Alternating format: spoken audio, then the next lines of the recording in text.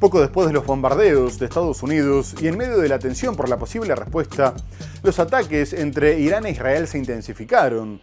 Los misiles hipersónicos iraníes continuaron penetrando la cúpula de hierro y varios de estos impactaron en zonas residenciales de Tel Aviv, Haifa y Nesiona, en el centro del país, dejando cerca de 85 heridos.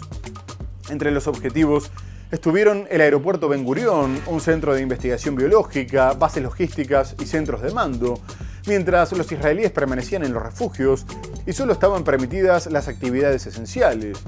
Además, en los días previos, Irán había anunciado el derribo de por lo menos 5 cazas F-35, unos de los más avanzados, y uno de sus misiles destruyó parte de un hospital, en lo que, según Teherán, fue un daño colateral, ya que habían apuntado contra el cuartel general de Comando de Inteligencia de las Fuerzas Armadas y del campamento de inteligencia adyacente al hospital. A su vez, Israel informó que había atacado 2 cazas iraníes en tierra, destruido lanzadores de misiles balísticos, fábricas y depósitos de armas y sistemas de defensa, al tiempo que se eliminaron soldados iraníes y se continuó atacando las instalaciones nucleares, como un reactor de agua pesada y la planta de Natanz.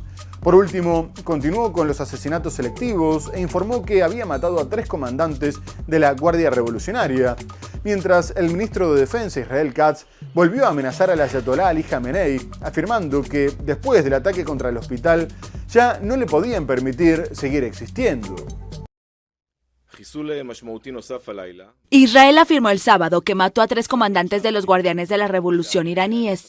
El sábado, el ejército israelí anunció que mató en un bombardeo a Said Isadi, un comandante de los guardianes de la revolución encargado de la coordinación con la organización terrorista Hamas, movimiento palestino con el que Israel está en guerra en Gaza.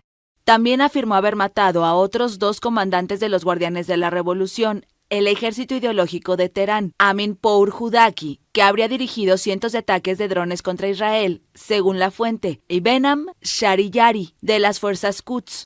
El portavoz del ejército israelí informó de igual manera de un bombardeo en la instalación nuclear de Isfahan, en el centro de Irán.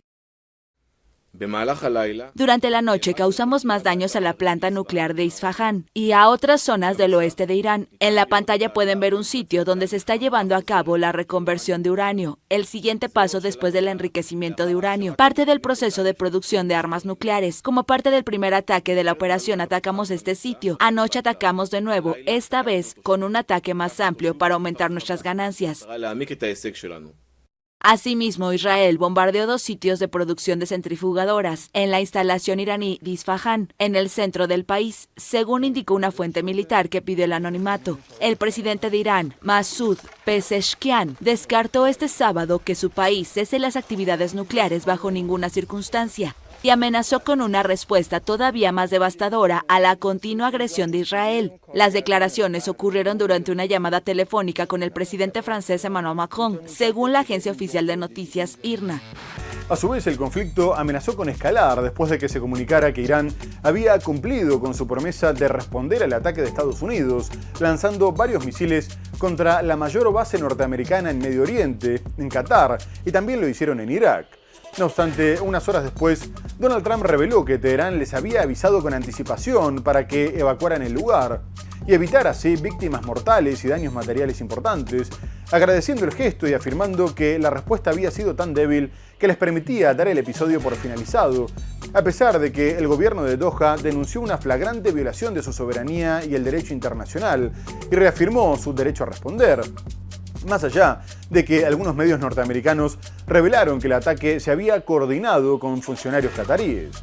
Por su parte, Irán calificó el bombardeo como una respuesta poderosa y exitosa, aunque algunas fuentes persas reconocieron que se trató de un acto simbólico, con el objetivo de mantener abierta la posibilidad de una salida diplomática, evitando escalar el conflicto, teniendo en cuenta que, de no haber avisado, los daños podrían haber provocado una guerra abierta, ya que la base catarí alberga 10.000 tropas estadounidenses y la cercanía con Irán limitaba la capacidad de reacción.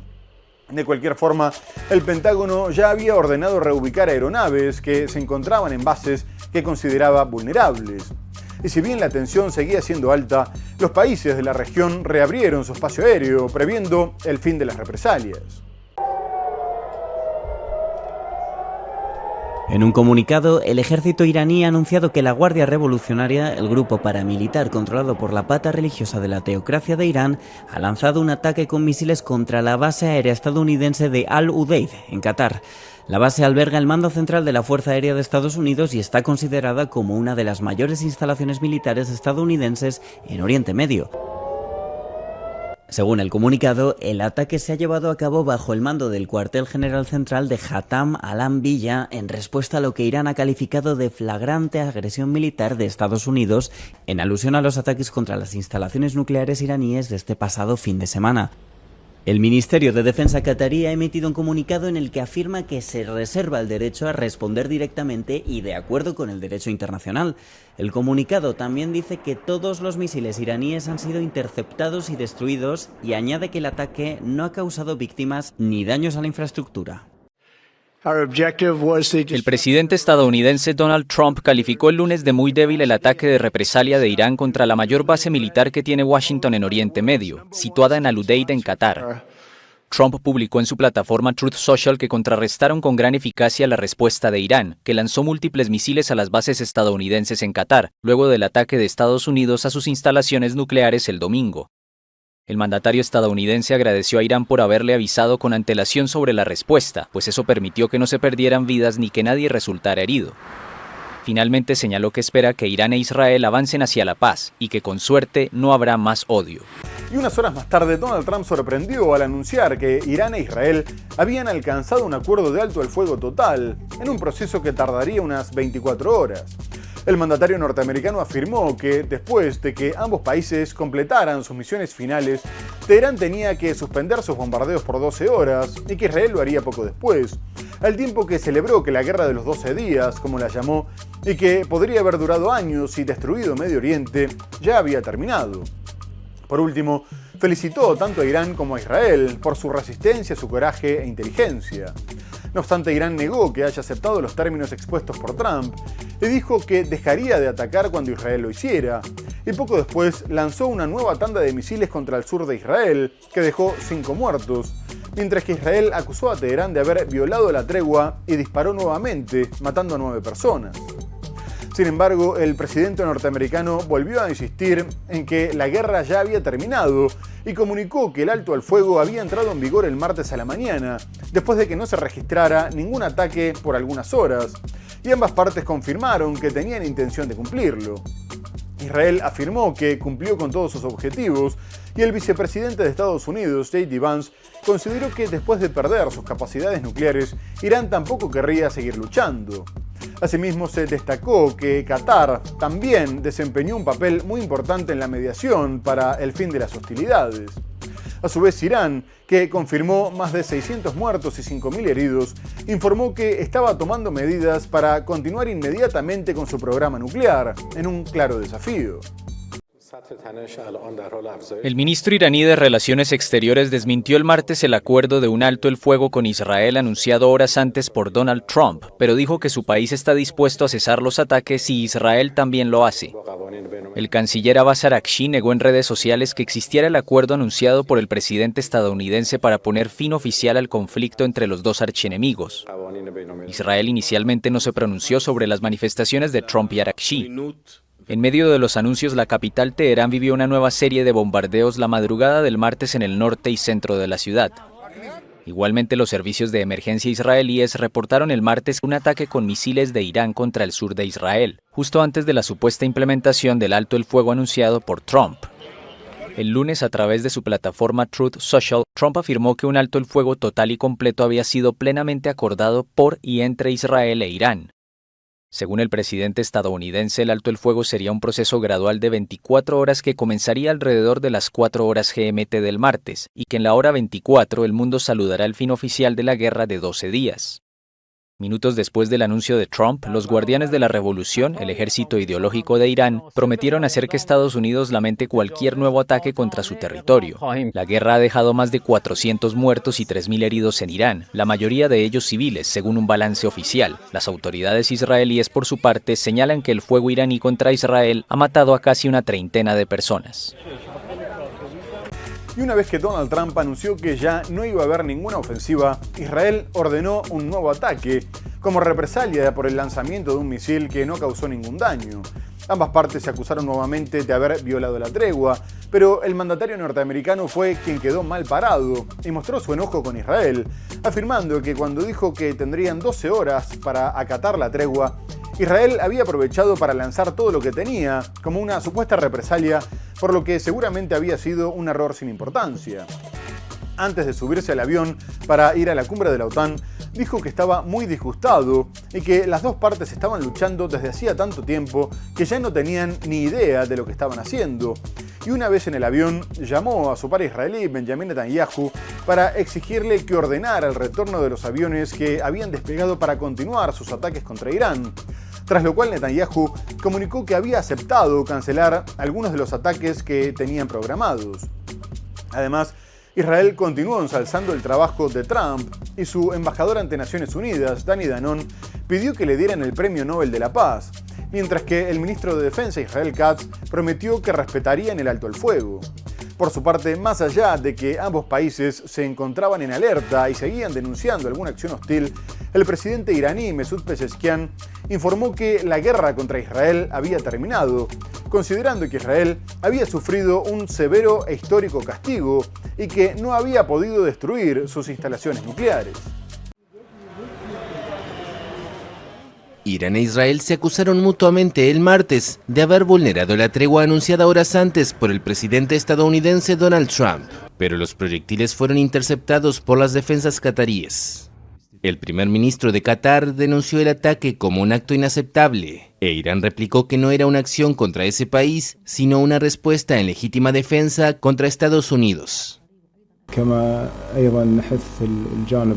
Pedimos a Estados Unidos e Irán que vuelvan inmediatamente a la mesa de negociaciones en relación con las conversaciones nucleares y reanuden el diálogo para alcanzar una solución diplomática que el Estado de Qatar siempre ha buscado. Decía, ya sabes, cuando digo, bueno, ahora tienes 12 horas, no sales en la primera hora, simplemente les dejas todo lo que tienes. Así que no estoy contento con ellos, no está contento con Israel, decía Trump. Tampoco estoy contento con Irán, pero me molesta mucho que Israel salga esta mañana por un cohete que no impactó, que fue disparado quizás por error y que no impactó. I'm not happy with Israel.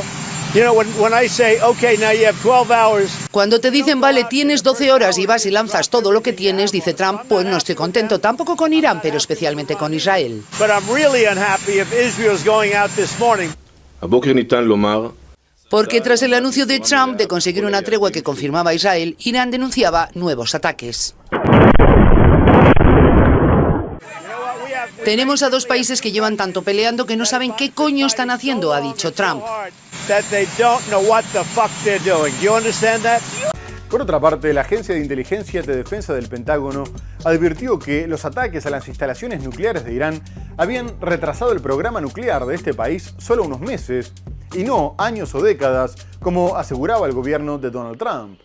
El documento con las conclusiones era clasificado, pero posteriormente la vocera de la Casa Blanca, Caroline Leavitt, confirmó que era real, aunque sostuvo que estaba equivocado.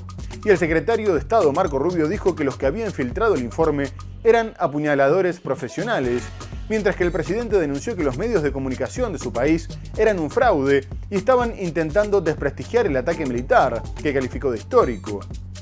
Además, reiteró que las instalaciones estaban completamente destruidas, pero que si Irán insistía en reconstruir su programa nuclear, tendría que atacar nuevamente, porque no podían tener la bomba atómica.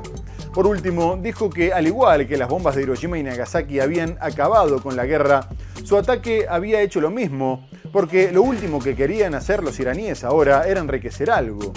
El informe afirma que el bombardeo contra la central subterránea de Fordo bloqueó algunos accesos, pero que las centrifugadoras, el uranio enriquecido y otros componentes esenciales estaban intactos.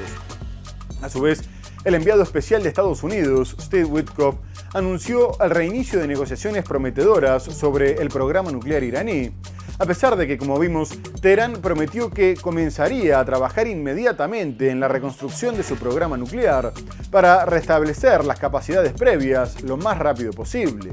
Un informe preliminar de los servicios de inteligencia estadounidense, clasificado como confidencial, concluyó que los ataques de ese país a Irán han retrasado su programa nuclear unos meses, pero no lo han destruido, como aseguró Washington, informó la prensa local el martes.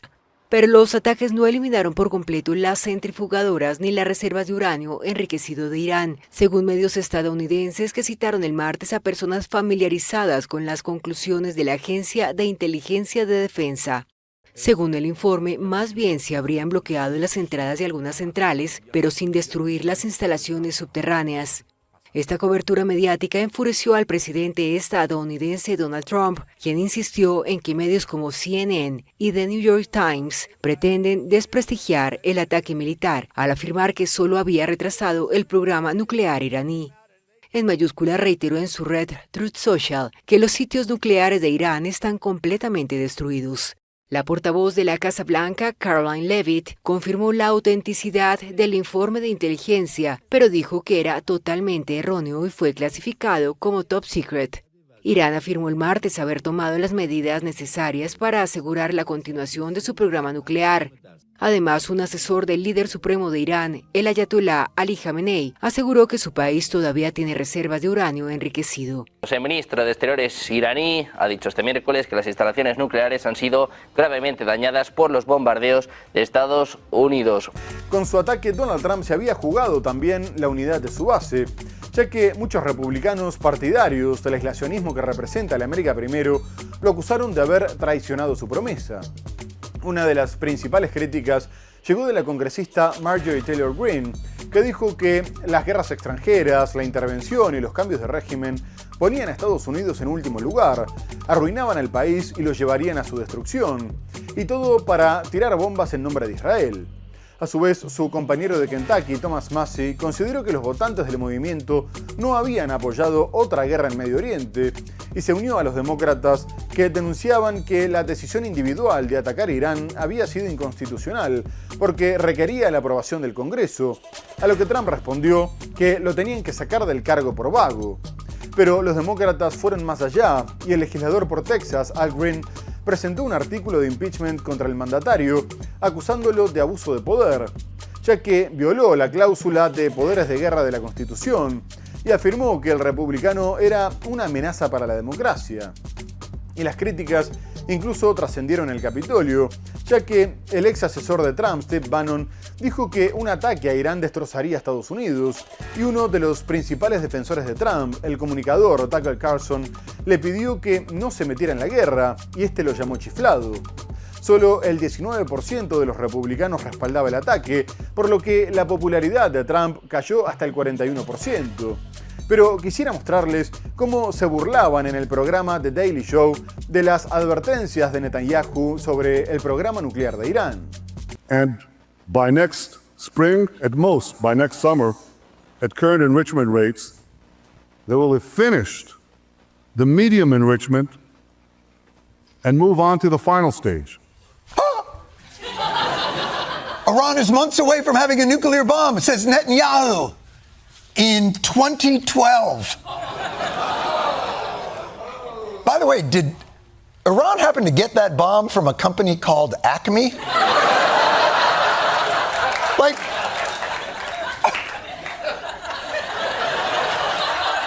will it be delivered to Israel on rocket-powered skates? Will it go off in a tumultuous me? Seriously. Why did we have to bomb Iran now? Iran is so dangerous. Weeks away from having the fissile material for an entire arsenal of nuclear bombs. Holy shit, that's why. Iran's only weeks away from having an entire arsenal of nuclear bombs, says Netanyahu. In 2015. 2015! Think about that. I'm not being facetious. I really want to know why we had to bomb Iran now. We're going to show you Iran's secret nuclear files. Here's the warhead. Here's the bomb.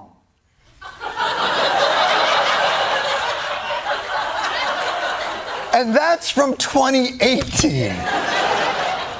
I don't know if Iran is any closer to having a bomb, but it is clear Israel now has the capacity to enrich their drawings.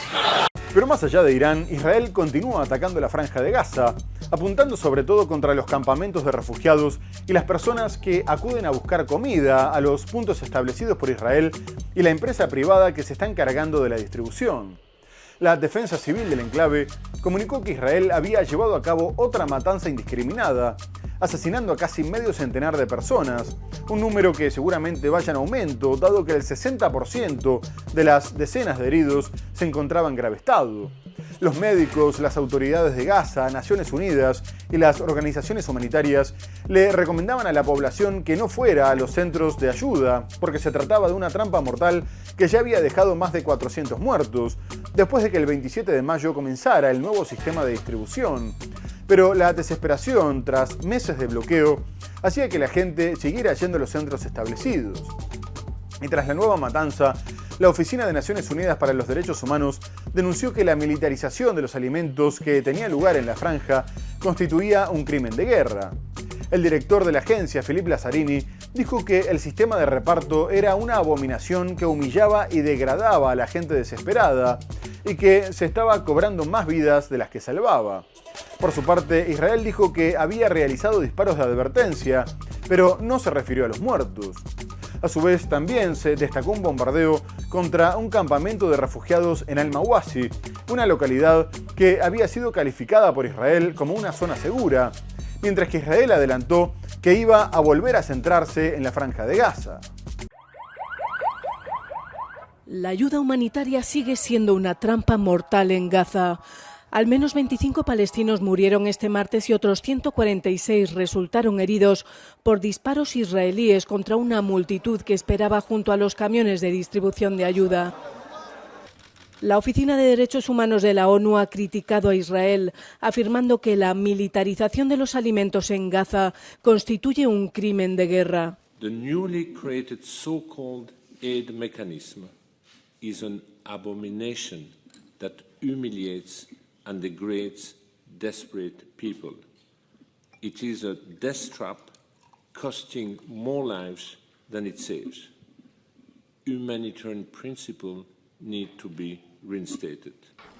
Al menos 410 personas han muerto por fuego israelí desde que a finales de mayo la Fundación Humanitaria para Gaza tomara las riendas de la distribución de la ayuda en la franja. Las fuerzas israelíes han sido acusadas en repetidas ocasiones de abrir fuego contra la multitud hambrienta. Como en otras ocasiones, el ejército israelí ha asegurado que realizó disparos de advertencia contra personas que consideró se acercaban de forma sospechosa. La Oficina de Derechos Humanos de la ONU ha pedido una investigación urgente y ha instado a Israel a permitir la entrada de alimentos y ayuda en la Franja de Gaza. Tiendas de campaña como objetivo militar. Este lunes, un ataque israelí alcanzó un campamento en el que se refugiaban familias desplazadas en Al-Mawasi, localidad costera designada por el ejército israelí como zona segura en el sur de la Franja de Gaza. Y mientras tanto, continúa la presión de varios miembros de la Unión Europea para suspender el acuerdo de asociación con Israel, ya que su artículo 2 establece obligaciones en materia de derechos humanos. Y la alta representante de la Unión Europea para la Política Exterior, Kaja Kallas, comunicó que si no mejoraba la situación en Gaza, propondría debatir en julio nuevas medidas como la suspensión del acuerdo, aunque aclaró que la intención no era castigar a Israel. A su vez, la jefa de la diplomacia comunitaria les entregó a los ministros de Exteriores un análisis que reconocía indicios del incumplimiento del artículo 2 por parte de Israel, en el que se citaba el bloqueo de alimentos y otros productos básicos, los ataques contra hospitales y el desplazamiento forzoso de los habitantes de la franja. Por su parte, Israel pidió que la evaluación no se tuviera en cuenta para futuras acciones, aunque las amenazas y las denuncias de algunos miembros no preocupan demasiado a Israel, que sabe que la suspensión del acuerdo tendría que ser una decisión unánime y mantiene varios aliados incondicionales dentro del bloque, como Alemania y Hungría. De todas formas, se maneja como una opción la suspensión parcial de algunos puntos que tiene que ver con el libre comercio, la investigación y la tecnología, lo que necesitaría una mayoría cualificada. No obstante, las cuestiones comerciales tienen que pasar por la Comisión y su presidenta, Ursula von der Leyen, también es aliada de Israel. Asimismo, España continúa liderando la presión a Israel y pidió sumar a las medidas un embargo a la venta de armas y sanciones contra los que intenten boicotear la solución de los dos estados. La Unión Europea revisará la suspensión de su asociación con Israel por las violaciones de los derechos humanos en Gaza, según la responsable de política exterior de la Unión Europea, Kaja Kallas. Kallas declaró a la prensa que la Unión Europea podría debatir nuevas medidas en julio si Israel no mejora la situación en el enclave. The review is very clear, and we have to improve the situation that Israel has been breaching the Article 2. It is not intended to punish Israel, but to trigger concrete improvements for the people and the lives of people in Gaza. Hace solo unos días, Kallas presentó a los ministros de Asuntos Exteriores de los 27 Estados miembros del bloque una revisión de 8 páginas del acuerdo de asociación de la Unión Europea con Israel.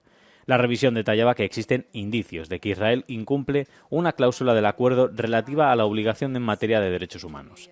Entre las violaciones figuran el bloqueo de la ayuda humanitaria, los ataques militares contra hospitales y el desplazamiento forzoso de palestinos. La revisión se produce en un momento de intensificación de las tensiones regionales cuando Israel amplió su guerra a un nuevo frente con Irán. Israel criticó la revisión en una carta del Ministerio de Asuntos Exteriores vista por Euronews, añadiendo que no debe tomarse en serio ni utilizarse como base para futuras acciones. Si la situación no mejora, Kallas es libre de explorar opciones, incluida la suspensión del acuerdo. Sin embargo, una suspensión total parece poco probable, ya que requeriría la aprobación unánime de todos los países de la Unión Europea. Y en otro orden, la OTAN llegó a un acuerdo para que los miembros de la alianza se comprometieran a aumentar el gasto en defensa hasta el 5% del Producto Interno Bruto, como exige Estados Unidos, y tendrán hasta el 2035 para alcanzar este objetivo. Poco más tarde, el secretario general, Mark Rutte, aseguró que todos habían estado de acuerdo, a pesar de que el mandatario español, Pedro Sánchez, que terminó firmando el compromiso, aseguró que no lo haría, considerando que el presupuesto militar propuesto era irracional y contraproducente, y había pedido una fórmula más flexible, o por lo menos que eximiera a su país de ese compromiso, porque equivalía a perder el estado de bienestar. A lo que la vocera de la Casa Blanca, Caroline Leavitt, respondió que Donald Trump exigía que todos los países europeos pagaran su parte justa, porque los estadounidenses habían aportado miles de millones de dólares para apoyar los intereses mutuos y que la defensa de todos estuviera garantizada. Hace tiempo que España reclama que el compromiso con la OTAN no se mida en relación al Producto Interno Bruto, destacando que se trata de un porcentaje variable y que se tendrían que enfocar en las necesidades de la alianza.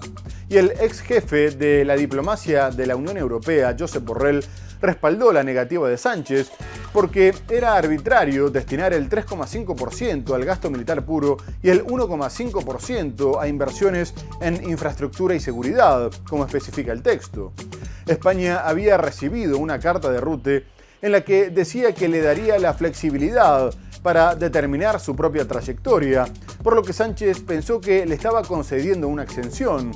Pero Rutte aclaró que no habría acuerdos paralelos y que la flexibilidad le serviría a España para ver cómo cumplía con ese objetivo. A pocos días de la cumbre de La Haya, la OTAN alcanzó el domingo un acuerdo para aumentar el gasto militar hasta el 5% de cada Producto Interno Bruto nacional, aunque el presidente del gobierno español, Pedro Sánchez, anunció una extensión para su país.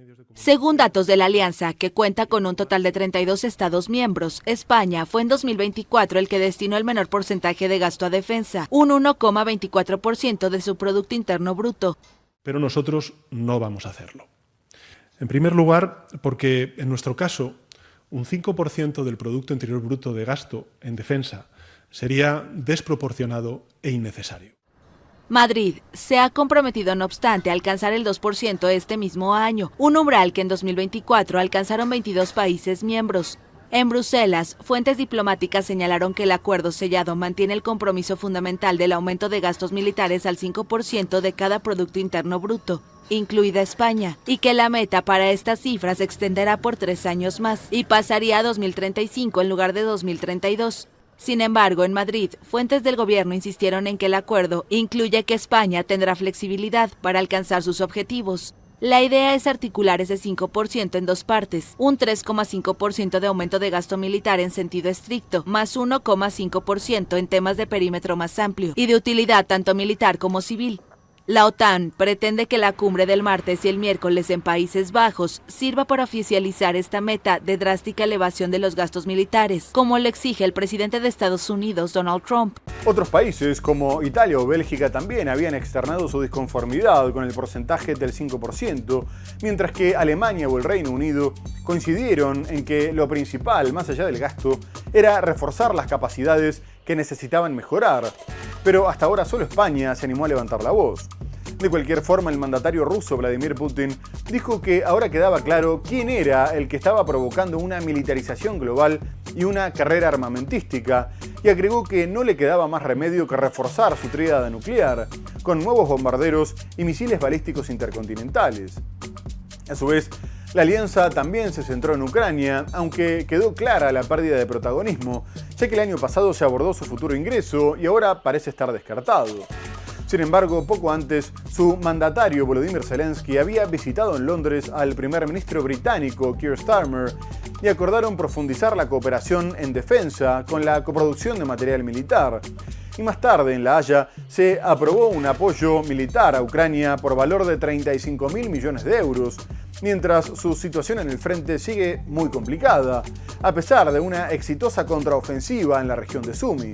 Rusia sigue avanzando al sur de Donetsk, apuntó sus drones contra fábricas militares en Kiev y destruyó una importante concentración de tropas en Jersón, lo que provocó más de 70 bajas y generó fuertes críticas en Ucrania porque siguen agrupándose reclutas a la vista de Rusia, sin las defensas apropiadas. Por su parte, Vladimir Putin advirtió que Kiev había ordenado desplegar tropas en la frontera, lo que hacía necesario crear una zona de contención, aunque la decisión de Ucrania le restaba fuerza en otras partes del frente. Dos ataques rusos dejaron una decena de muertos en Ucrania. Las autoridades de la región de Sumy, al noreste del país, informaron el martes que al menos 3 personas murieron y otras 3 resultaron heridas. Horas más tarde, un ataque con misiles en la ciudad de Dnipro, en el centro del territorio ucraniano, mató a 9 personas e hirió a decenas más. Ucrania acusó a Rusia de lanzar un mensaje de terror y de rechazo a la paz, poco antes de la apertura de una cumbre de la OTAN en Países Bajos. El presidente Volodymyr Zelensky participó el martes de un foro sobre industria de defensa junto a la titular de la Comisión Europea, Ursula von der Leyen, y el secretario general de la Alianza Militar, Mark Rutte.